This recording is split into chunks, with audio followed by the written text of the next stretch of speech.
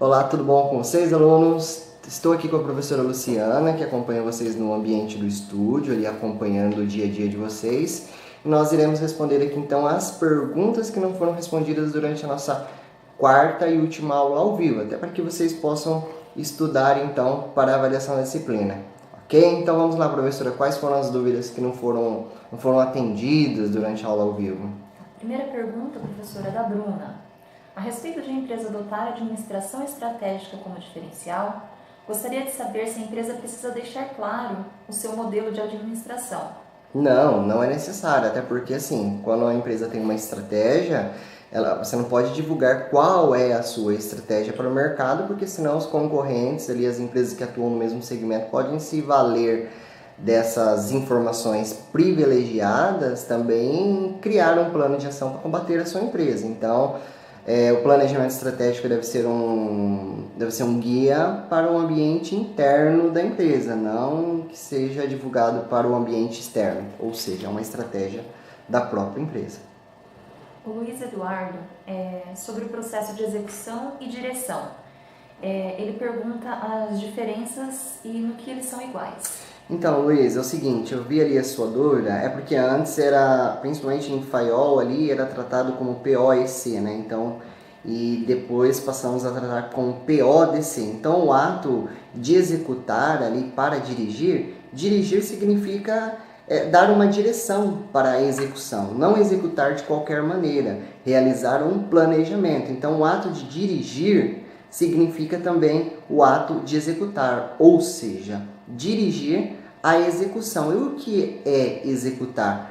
São as ações diariamente que as organizações implementam ali para executar as suas atividades rotineiras, atividades que contemplam aí o segmento de atuação da empresa. Então, o ato de executar é colocar em prática algo e assegurar que isso seja feito de maneira eficiente, eficaz. Ok? O Jonathan, de Jaraguá do Sul. Um bom exemplo de administração participativa seriam as cooperativas de crédito, consumo, agrícolas, etc. Olha, de certa forma, pode ser que seja, tá? Então, quando a gente fala em administração participativa, é uma quebra de paradigma, né? Quando a gente pensa em uma organização, a gente pensa num conjunto de estruturas bem divididas, né? Então, uma pessoa é responsável pela área financeira, pela área de marketing. Quando você vai tomar uma decisão, você precisa solicitar ao seu supervisor direto.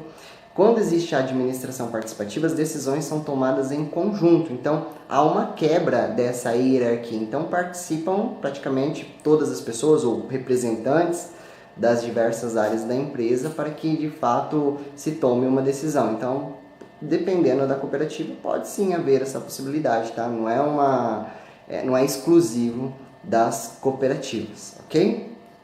A Lúcia, de Diadema. Poderia-se dizer que o conceito de sistema é um conjunto de partes em prol de um objetivo comum? Sim, hoje se tem a noção que uma empresa é um sistema aberto, no qual existem um conjunto de partes que interrelacionadas, elas trabalham para alcançar um propósito em comum. Então, está certa a sua colocação de certa forma. Pablo, de Divinópolis. Então, a teoria de sistemas tem um enfoque dinâmico, multidimensional e multidisciplinar? Se a gente considerar a relação principalmente da empresa com o ambiente externo, sim, é necessário uma dinamicidade, né, uma certa flexibilidade para se adaptar às mudanças externas da organização. Então, ela, de certa forma, precisa ser multidisciplinar, até para que ela possa se adaptar às mudanças que ocorrem neste ambiente altamente competitivo. A Paula, de Curitiba, sobre o exemplo do hambúrguer na Índia, da última aula, né? Serve como exemplo para a cultura organizacional? Com certeza, na Índia ela tem uma cultura específica lá, né? A carne de vaca é uma carne sagrada, então a empresa que vai trabalhar com esse tipo de alimento, ela precisa se adaptar à realidade da região. Então, o fator cultural ele influencia a decisão da empresa de empreender naquela região. Então, de fato, a cultura é uma variável que precisa ser observada e está diretamente ligada ao ambiente externo da empresa e ela não tem controle, ela precisa se adaptar. A Daniela, de São Paulo. A empresa pode optar por uma única teoria para aplicar em sua organização? Eu acho que eu respondi essa pergunta durante a aula ao vivo. Eu acho difícil uma empresa que utilize somente uma das teorias. Por exemplo, você pega lá a administração científica, tem o estudo dos tempos e movimentos. Logo, você vê a especialização do trabalho dentro das empresas. Por exemplo, na teoria administrativa, lá você vê a divisão das empresas por meio de estruturas, né? 6 grandes áreas da administração, assim como planejar, organizar, dirigir e controlar. Você também vê a normatização, a regulamentação dos processos, que está lá a teoria da burocracia. Você vê aspectos motivacionais, que é o que motiva as pessoas a desempenharem as suas atividades. Então, uma única teoria é difícil você imaginar uma única teoria numa empresa. Ela contempla pelo menos algumas ali de maneiras diferentes, adaptadas à nossa realidade hoje. Gerlânio, de Pacajus. Professor, poderia exemplificar alguma empresa que possui um sistema fechado? Olha, eu acho difícil, viu, uma empresa que tem um sistema fechado. Uma organização que não se relaciona com o ambiente externo. Hoje eu acho difícil, acho que nenhuma empresa funcionaria dessa maneira.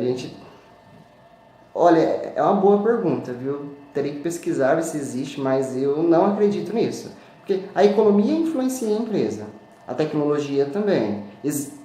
Todo o ambiente no qual a empresa está inserida, ela influencia as atividades desta organização. Então, é difícil imaginar uma empresa que ela pense somente no ambiente interno e não sofra a influência do ambiente externo. Até porque o ambiente externo está o aspecto legal e normalmente as empresas são reguladas pelo Estado.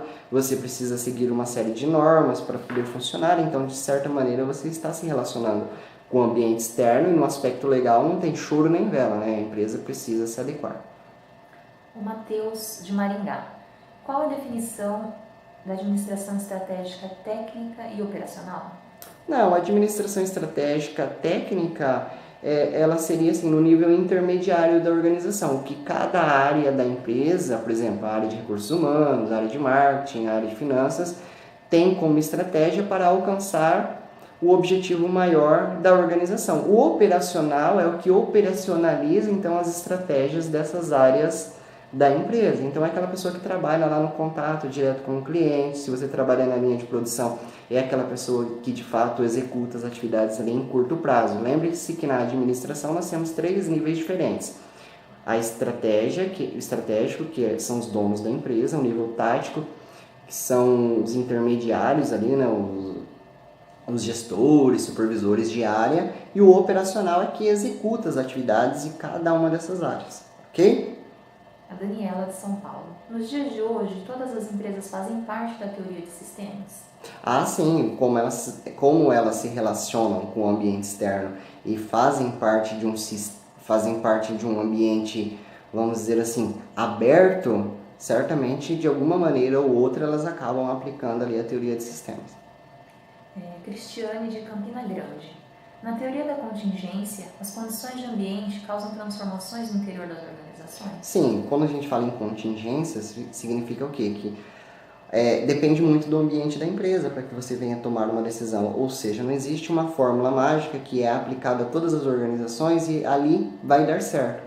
Cada empresa ela tem uma cultura diferente, ela lida com uma tecnologia diferente, ela lida com pessoas diferentes. Então, para situações diferentes são necessárias ações diferentes. Então, você pode até copiar boas práticas, mas considerando sempre as particularidades da sua organização. Então, para cada tipo de contingência é necessário um tipo de ação diferente. A Lúcia Helena, de Diadema. Qual o funcionamento de um sistema aberto? Não, o sistema aberto é aquele sistema que se relaciona com o ambiente no qual as empresas estão inseridas. Então, você pode considerar no ambiente externo a economia, que influencia diretamente as atividades da empresa, a tecnologia, o fator social, o fator cultural, enfim, são fatores que a empresa não tem controle, mas que ela precisa se preparar para que possa surgir oportunidades e também se preparar para as ameaças que podem surgir em função dessas variáveis do ambiente externo no qual a empresa não tem controle. Então, isso seria um sistema aberto, né, no qual ela se relaciona com o ambiente no qual ela está inserida. A Sheila, de Curitiba. Podemos aplicar a teoria da contingência no caso Kodak, a maior empresa de fotografia? Pode-se dizer que ela não usou essa técnica, não acompanhou as tendências de mercado. Certamente, né? Ela era uma das líderes de mercado até então, e ela não se adaptou, não visualizou então um futuro diferente do que ela estava naquele momento, e ela acabou perdendo ali espaço, perdendo mercado. Então as empresas elas precisam olhar para o futuro, né? Qual é a tendência de comportamento das pessoas, perfil de compra, enfim. Se você pegar as famílias, elas mudaram muito ao longo dos anos, né? Então os nossos pais lá tinham 10 filhos, né? Porque era muito fácil cuidar dessas 10 crianças. Hoje você não tem mais essa mesma facilidade, né? As pessoas moram na cidade, então tem um custo muito mais elevado. Então o padrão de comportamento das famílias mudou muito. Então, se você não observar principalmente essas mudanças como exemplo, você acaba tendo muitas dificuldades, né? Então, imagine que antigamente nós tínhamos lá as máquinas de datilografia, né? Quem fez aqueles cursinhos? Eu acabei não pegando essa época, mas se a empresa focasse somente no desenvolvimento de máquinas de datilografia, hoje elas estariam fora de mercado, porque hoje os computadores dominaram praticamente tudo, né? O Tiago de Varginha. A empresa deve estar atenta à regionalização, uma vez que certo produto em uma região é de alto consumo pela população. Logo, isso torna o preço mais elevado em vista de outras regiões onde o mesmo produto, pela baixa do consumo da população, pode ter menor ou mesmo diferenciado daquela região onde tem maior consumo. Procede isso, professor? Sim, o regionalismo ele influencia diretamente nas decisões de consumo, né? Então, nós temos produtos que são comercializados mais em uma determinada região do que em outras. Por exemplo, se você pegar o sorvete, se você pegar nas regiões frias, né, onde o inverno é mais rigoroso, você vai ter uma certa dificuldade em comercializar esse tipo de produto. Já nas regiões mais quentes, né, então o processo é facilitado, né, as pessoas consomem mais esse tipo de produto. Então é necessário observar as características da região, fator cultural, demográfico, social, tudo isso para que você possa realizar um planejamento. Planejamento é o alicerce das organizações, né? Não tem como ser um aventureiro, né? Tem que seguir então um planejamento, realizar um estudo de mercado, identificar o perfil dos consumidores, das pessoas para implementar estratégias que se adequem ali então àquele mercado. A Renata Cardoso. Professor, uma boa administração empresarial depende do marketing?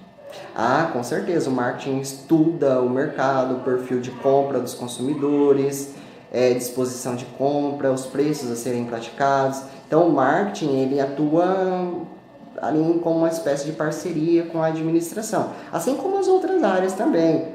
A área contábil, que está diretamente ligada ali à tomada de decisão por meio de informações, né, financeiras, então é fundamental sim. O Ender, de Ponta Grossa. As organizações públicas têm uma grande dificuldade de desenvolvimento organizacional. O motivo seria a má administração ou um excesso de burocracia? Talvez ali é o excesso de burocracia, né? Normalmente os processos já estão parametrizados, né? Então você não tem certa flexibilidade para impor mudanças, mas é possível sim buscar esse desenvolvimento organizacional e quebrar o paradigma ali do que acaba engessando o processo, mas é possível sim. A Vanessa, de Belo Horizonte. O desenvolvimento organizacional é apenas uma ferramenta? Pertence a alguma teoria? O desenvolvimento organizacional é uma ferramenta utilizada na administração para desenvolver, então, o ambiente das organizações, né? Então, para tirar a empresa da zona de conforto, profissionalizar o processo e fazer com que as pessoas também saiam da zona de conforto no sentido de fazer com que essa empresa cresça. O Elton, de Sete Lagoas. Hoje, podemos dizer que o maior inimigo de uma empresa é sua própria cultura organizacional? Exemplo, a dificuldade em aceitar a evolução do mercado e se adaptar ou tentar estar à frente. O famoso sempre deu certo assim, porque vou mudar?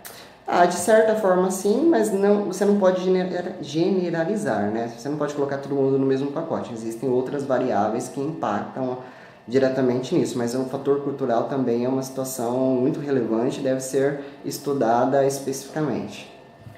O Elano, de Trairi.